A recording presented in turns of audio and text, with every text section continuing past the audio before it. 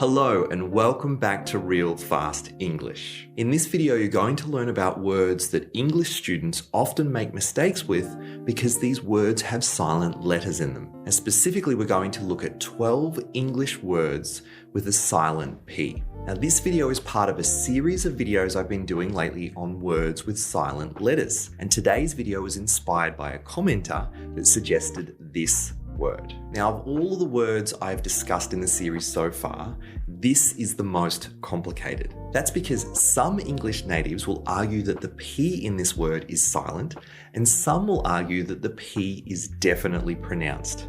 And in reality, we could actually say that they are both right. Now, how does that make sense? Well, if we look up the spelling of this word in the International Phonetic Alphabet, we find this. And what we can see is that both the upside down R and the P have parentheses around them. And if we look up what parentheses mean in the International Phonetic Alphabet, we find that parentheses are used to indicate mouthing, silent articulation. So what this means is that we make the shape of a P sound with our lips, but we don't necessarily create a strong P sound. Now, in order to help you understand this, I'm going to give you three versions of this word. Firstly, without a P at all, the word would be exert. Exert. And notice that my lips aren't making any shape. Now, this isn't quite right. Now, with a strong P sound, it would be excerpt. Excerpt. But this isn't quite right either. The best way to pronounce this word is excerpt. Excerpt. And so what you can see is that my lips are coming together after the sound, but they're not actually producing a strong P. I'm not going excerpt, I'm going excerpt. And so in some ways the P is silent, but in other ways the lips coming together like a P sound will actually change how this word sounds from if there was no P at all. So in that first version, exert, and in the version that we should be going for, excerpt. And so the lips coming together there actually change the sound in a slight way. It's almost like there's a gap between the and the T. Excerpt.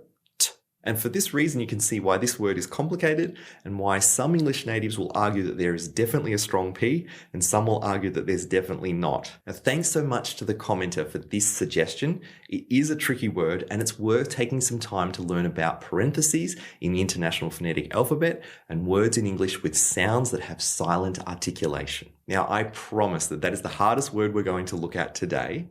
The other words are more straightforward, with the P just being completely silent. So the next word we have on the list is this one. And here, the P is totally silent. We just say cupboard. Cupboard. Then we have this, which is pronounced raspberry. Raspberry. Then we have this word, and this is definitely a word that I've heard a lot of English learners make mistakes with. I often hear them incorrectly pronouncing the P. We definitely need to make this completely silent. We want to say receipt. Receipt. Now, the next few on the list aren't as challenging because I know in other languages the P can be silent as well. So we have this word, which is psychology. Psychology, and we can just completely ignore that P. And then there are a whole series of words that start with this PSY related to psychology, like psychiatrist. Psychiatrist. Now, the next word which came to mind as I was putting together this video is very informal, right? You're not going to find this in any textbook, but it is common and it's definitely something that I've heard myself saying, I've heard my friends saying, and that's psyched. So in a sentence, we might say something like, I'm psyched to go surfing this weekend. And it just means I'm really excited. So again, don't use this in an English exam. It's very informal, but it's a great word to use with friends. I'm psyched to go surfing. I'm psyched to see this movie. I'm psyched to go out for dinner tonight. Something you're really excited about, you can use the word psyched. Then we have another series of words in English that start with P, S, E, U. And again, we want to make sure the P is silent here. So we have pseudoscience. Pseudoscience. The next word is pseudonym.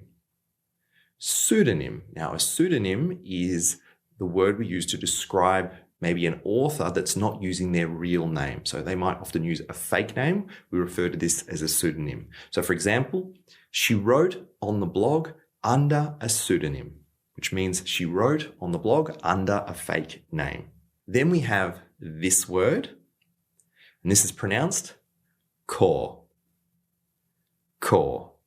So for example, my cousin was in the Marine Corps for 3 years. Now, as we've seen in other videos in this series, sometimes when we take a base word and we just add one letter, then all of a sudden that silent letter can be pronounced again. So if we take this word core and we add an E, we end up with the word corpse. We actually have to say the P here, corpse. And this refers to a dead body. So for example, the police found another corpse at the scene. Then we have this word here. And again, words in English that start with P, N, E, U are all going to have silent Ps in them. So we have pneumonia. Pneumonia. I had pneumonia last winter. It was horrible. Now, the next word we have on the list is this one. Now, this is a word that all young children learn about when they're young. They're learning about dinosaurs. We have pterodactyl. Pterodactyl.